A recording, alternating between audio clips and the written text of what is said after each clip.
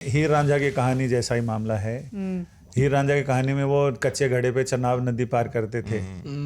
इस बार कच्चे घड़े पे या कहें पक्के घड़े पे सतलुज पार कर पाएंगे क्या दिलजीत दोसांझ, और इनकी वजह से चुनाव पे कितना असर पड़ेगा? मुझे ऐसा लगता है सर, एक तो ना मुझे बड़ा इंटरेस्टिंग लग रहा है, आप नोटिस करना दिलजीत जो है जिस तरीके की फिल्में कर रहे हैं, मुझे लगता है कि वो या तो मानते हैं खुद को एक कल्ट फिगर, या बन गए हैं या बनने की कोशिश कर रहे हैं। क्योंकि एक तरीके की एक जो वो जो वूंड्स हैं जो भरे नहीं हैं, और पंजाब में अनफॉर्चुनेटली बहुत से वूंड्स हैं। हम ये नहीं बोल सकते कि पंजाब में बस ये हुआ, पार्टीशन हुआ, उसके बाद 84 हुआ, तो मतलब पंजाब पे बार बार प्रहार हुआ है और वो वूंड्स नहीं भरे हैं। मुझे ऐसा लगता 84 है के पहले भी तो ऑपरेशन ब्लू स्टार हुआ। हाँ, तो वो 84 में ही हुआ, 84 में ही हुआ उसके था। बाद राइट्स हुए, उसके बाद राइट्स हुए। उसके बाद राइट्स हुए। तो पंजाब में बार बार ये सब हुआ, तो मुझे लगता है ये वूंड्स भरे नहीं हैं अभी।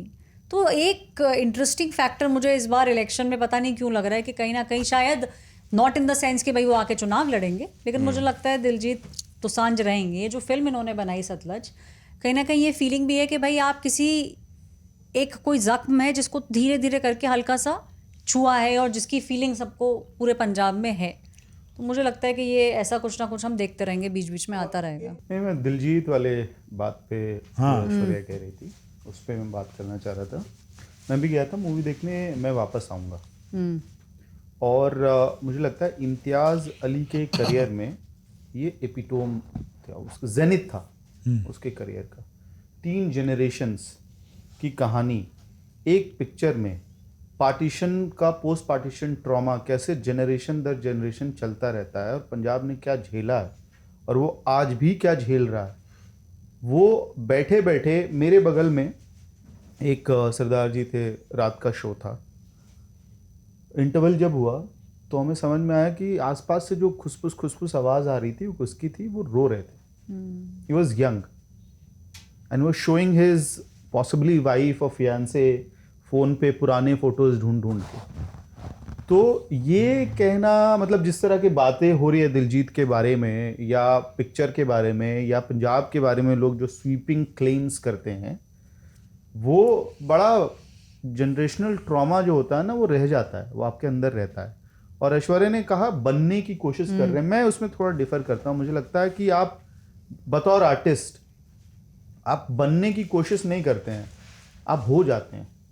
कुछ लोगों पे होता है ना कि ऊपर से सरस्वती की एक कृपा होती है कि आप बड़े हो जाते हो, आप कोशिश नहीं करते हो। और जितने लोग अभी ये मैं सुन रहा था, रवनीत सिंह बिट्टू का प्रेस कॉन्फ्रेंस हुआ था, उसमें उन्होंने बड़ी बातें कही, और या बहुत सारे लोग अभी मैं चाहता हूँ कि ये पार्ट हमारे दर्शक जरूर ध्यान से सुने, कि बड़े सारे क्लेम कर रहे हैं कि आपने ये क्यों नहीं दिखाया जी, आपने वो क्यों नहीं दिखाया जी।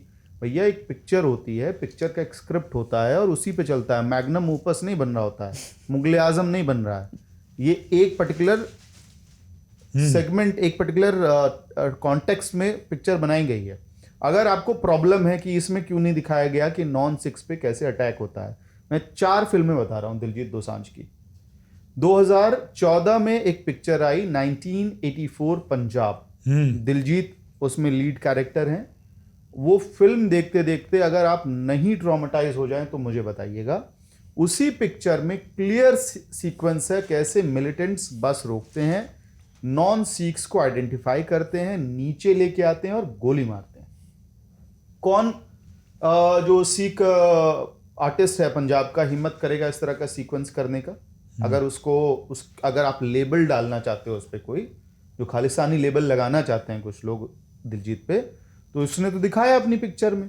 बतौर आर्टिस्ट तो मना कर सकता था ना प्रोड्यूसर राइटर को कि भैया चॉप कर दो, यहां तो लोग बहुत कुछ चॉप कराते हैं। नंबर 1।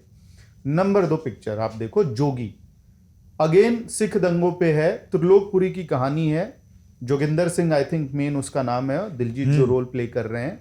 जोगी को 2 लोग जो बचा के निकल के जाते हैं, एक चौटाला पुलिस वाला होता है जिसका रोल जिशान आयुब प्ले कर रहा है, और एक कलीम ट्रक ड्राइवर होता है जो हेल्प करता है। क्या है मैसेजिंग इसमें? आप पिक्चरों में कैसे मैसेज करते हो? ऐसे तो करते हो किरदारों के सहारे। यही तो मैसेज था ना कि एक हिंदू और एक मुसलमान ने उस परिवार को सेफली वहां से निकाल के दूसरे जगह पे भेजा जब दंगे चल रहे हैं, जब पागलपन हो रखा है। और पंजाब 1984 को नेशनल अवार्ड मिला है 2015 में। तो कोई अगर ये कह रहा हो कि भैया पहले मिल गया हो, तो आपके सरकार में आपकी जिस पार्टी में रवनीत सिंह बिट्टू हैं उसी पार्टी में मिला है 2 पिक्चर। तीसरी पिक्चर जो मुझे लगता है जहां पे दिलजीत अलग लीग में शिफ्ट हो गए, चमकीला। हाँ, एक जट सिख दलित फोक आर्टिस्ट आइकन जो था पंजाब का, उसको टच करेगा ये सोचना भी असंभव था, और उसका मेन स्ट्रीम पिक्चर बनाया गया। ये भी नहीं कि कोई आर्ट फिल्म बना के छोड़ दी। चमकीला आप देखो, आपको क्लास और कास्ट, पंजाब का जो वॉर है वो दोनों दिखेगा, और जिस तरह से दिलजीत ने वो रोल प्ले किया है, हैट्स ऑफ, क्या शानदार कलाकारी। और वहीं से आपका पूरा ग्राफ चेंज होना शुरू हो जाता है। और फिर आप देखो एक और पिक्चर, ये 3 सिनेमा हो गया, मैं वापस आऊंगा, आप देख लो। तो ये सारे पिक्चर जब आप एक साथ बैठ के देखोगे तब आपको समझ में आएगा अलग अलग टाइम पे कैसे उसने डील किया। और चमकीला को में किसने मारा? चमकीला को मिलिटेंट्स ने मारा, खालिस्तानियों ने मारा अगेन। तो अगर आप ये कह रहे हो कि ये वाला प्रोजेक्ट से एक खालिस्तानी हो गया, जो कि बहुत दिन बाद इंडिया में रिलीज हुई है, तो फिर 2 ऐसे प्रोजेक्ट्स मैंने आपको गिनवा दिए जिसमें क्लियर कट जो खालिस्तान और सेपरेटिस्ट मूवमेंट के सबसे काले चैप्टर्स जो थे, उसको हिम्मत दिखा के दिलजीत ने दिखाने की अपने पिक्चर में कोशिश की। तो इसमें जहां तक वुंड की बात इसने की कि वुंड अभी तक भरे नहीं है, तो ये जो सियासत है ना, ये हमेशा कोशिश करती है कि जख्म भरे ना जाए। नहीं, एक मैं जैसे ये पिक्चर का पूरा कंट्रोवर्सी हुआ, मैंने देखा सोशल मीडिया पे तमाम लोग लिख रहे, आप एक पिक्चर से एक इतनी बड़ी कॉन्फ्लिक्ट के बारे में एक राय बना रहे हैं। एक पिक्चर 3 घंटे की पिक्चर है भाई, और जो असली इंसर्जेंसी हुई वो 1978 से शुरू होकर 1996 तक चलती रही। आपने 3 घंटे की पिक्चर देखकर आपने फैसला कर लिया कि भाई ये हुआ वो हुआ। कांग्रेस खुद कह रही है कि आप दिखाइए पिक्चर, ये कब हुआ ये सब? ये हुआ ये जो पिक्चर का पहले नाम था 1995। हाँ, पंजाब 95। तो ये किसका दौर है? 95 किसका दौर है? ये दौर है सरदार बेअंत सिंह का। सरदार बेअंत सिंह किसके मुख्यमंत्री थे? कांग्रेस के मुख्यमंत्री थे, और बिट्टू के दादाजी भी थे। बिट्टू के दादाजी थे। तो कांग्रेस तो कह रही है कि आप दिखाइए, हम कहाँ बात करना चाहते हैं, ये एक्चुअली में ये सब हुआ है।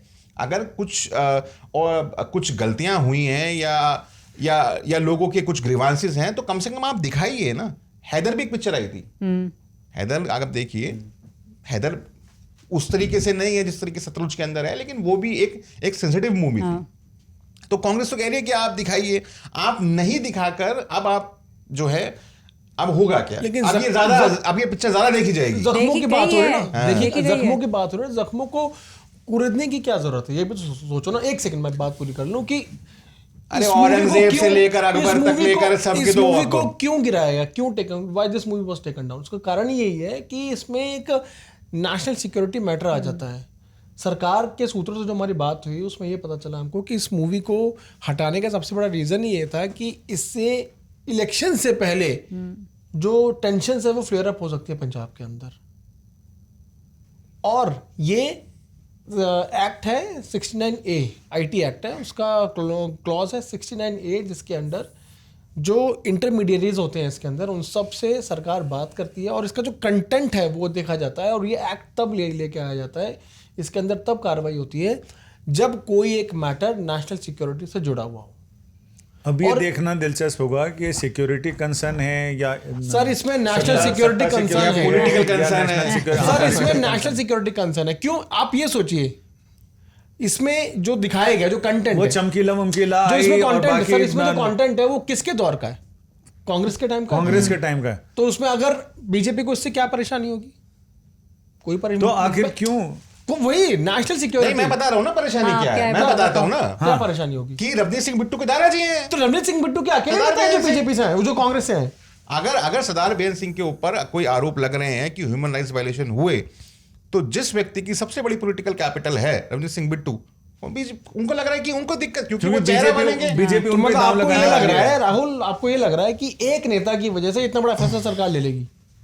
सिर्फ एक नेता की बात नहीं है ना, ये पूरा नैरेटिव की बात है। जिसको बादशाह बना के आप शतरंज के मोहरे चल रहे हो, वो बादशाह ही सिर कट जाएगा तो शतरंज की बाजी तो गई। उसमें मैं फिर सारे मोहरे एक ही डब्बे में बंद हो जाते हैं। क्या बादशाह, क्या वजीर, क्या प्यादा। फिर सर इसका मतलब ये है कि आपने एक बहुत छोटी सी चीज, एक छोटे से प्यादे को, आपने एक छोटे से प्यादे को बहुत बड़ा समझ लिया। ऐसा नहीं है सर कि छोटी सी चीज इतना बड़ा फैसला लिया जाएगा। बारात का दूल्हा ही अगर सर मैं आपको अगेन उठा ले जाएं तो शादी किसकी होगी?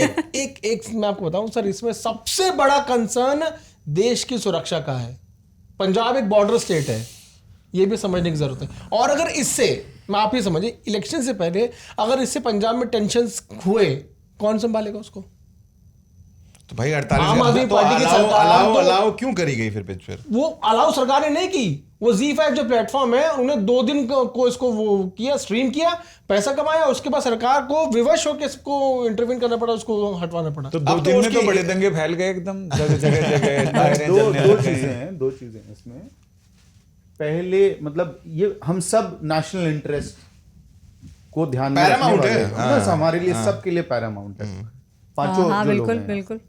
आप इस दिल पे हाथ रख के बता दो कि अगर 5 लोग पहले ये पिक्चर देखते ZEE5 पे, सब्सक्रिप्शन लेके देखना पड़ता, अब कितने लोग देखते हैं? अब तो सबने देख लिया, फोन पे आ गई है, हमें लोगों के फोन फोन पर पे आ चुकी है, डाउनलोड होके ठीक आ है? चुकी है और पिक्चर। अगर इतना ही होता तो जितनी बार फेसबुक पे इतने लिंक्स हैं, ट्विटर पे इतने लिंक्स हैं, इंस्टाग्राम पे आप जाके देख सकते हो, भरा पड़ा है। VPN लोगों के घरों में है, सबके फोन पे VPN है, देख लेंगे नंबर। फ्री में स्ट्रीमिंग करा रही है। कश्मीर फाइल और केरला फाइल मैं यही आई थी, बोलने वाला था। तो उस पर रोक लगाने के लिए सुप्रीम कोर्ट में पिटीशन गई, और सुप्रीम कोर्ट में लोगों ने बताया, मतलब दूसरी पार्टी ने कहा कि अब तक इतनी सारी चीजें हो चुकी हैं, कौन सा दंगे हो गए और कौन सा लोग कट और गए, सर, मर केरला गए, क्या फाइल्स हो में तो गया, आपको इतनी वो सारी लगाना पड़ा ना, कंट्रोवर्शियल चीजें आई हैं। फिक्शनल है, ये लिखना पड़ा ना आपको, केरला फाइल्स। लेकिन लोगों को ये पता रहता है क्या फिक्शन है और क्या ओरिजिनल है। तो लिखना पड़ा ना, कितना भी यहाँ तो आप फैक्ट पे था। कितना भी आप चिकन को बोलो ये आलू है तो लोग नहीं मानेंगे। वो चिकन को चिकन ही मानेंगे। तो यहाँ तो ये सियासत है। तुम इतने भोले हो कि सियासत पे भरोसा कर रहे हो। ये सियासत नफरतों के जख्म भरने ही नहीं देती, जरा भरने पे आता है तो मक्खी बैठ जाती है। पूरी और ये सारी चीजें मक्खी बैठ रही है।